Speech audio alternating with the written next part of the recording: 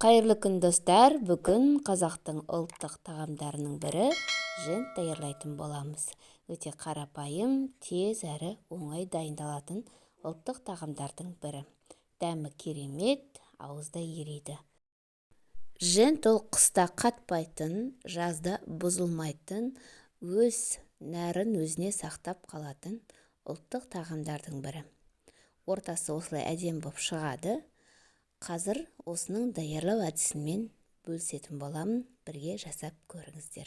Ол үшін бізге керек заттар: талқан, шекер, сгущенка, жаңғақ және май қажет. Мейіз де қоссаңыздар болады. Кез келген жаңғақ түрін пайдалансаңыздар болады. Мен арахисті алдым. Осылайша арахисті оқтаумен майдалап аламыз да бөлек ыдысқа саламыз. Одан кейін құрғақ талқанның үстіне арахисті және шекерді салып араластырамыз. Араласқан массаның үстіне маргаринді немесе сары майды ерітіп қоссаңыздар болады, немесе ерітпей бөлме температурасындағы сары майды салсаңыздар да болады.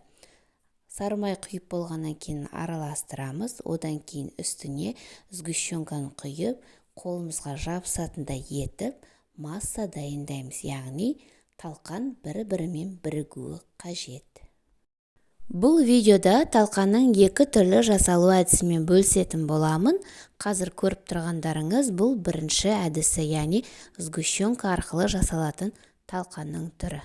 Массамыз дайын болғаннан кейін оны осылайша қолымызға алып, сопақтау қылып жасаймыз. Немесе дөңгелектеп жасасаңыздар да болады. Сонымен қатар арнайы ыдыстарға салып қатырсаңыздар да болады.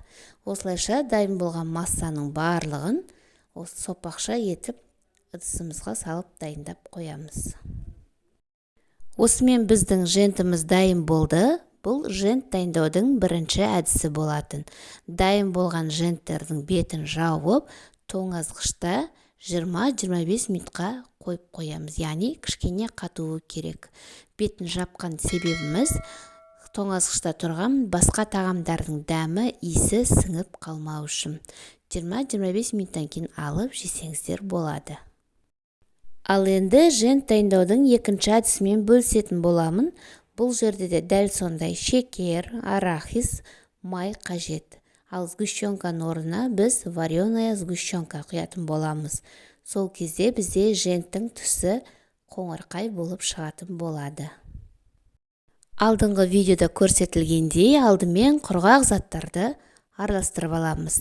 Араласқан массаның үстіне сары майды құйып, оны тағы да араластырып, оның үстіне дайын болған вареная сгущенканы құямыз. Яғни вареная сгущенканың түсі қоңыр болғандықтан біздің талқанымыздың түсін қоңырқай түске бояйды, яғни талқанның түсі қоңыр болып шығады. Жақсылап араластырамыз. Осымен біздің екінші әдіспен жасалынып жатқан жентіміз дайын болды. Осылайша қолмен біріктіріп, төбе жағын дөңгелектеу қылып, басқаша формада жасадым. Сіздерде кез келген формада жасасаңыздар болады. Видеода көріп тұрғандарыңыздай женттің түсі қоңыр түске боялды, яғни түсі қоңыр болып шықты. Осылайша барлық женттерді формасына келтіріп, ыдысымызға салып, тоңазғышта 20-25 минутқа қойып қоямыз. Дайын болған женттерді тоңазғыштан алып шығып, бір ыдысқа саламыз. Екеуінің дәмі ерекше, екі түрлі болып шығады. Түсі де екі түрлі болады. Сондықтан міндетті түрде жасап көріңіздер, сіздерге ұнайтынына сенімдімін. Екі жентті бір ыдысқа салып, бетін әсемдік үшін сахарный пудрамен септім.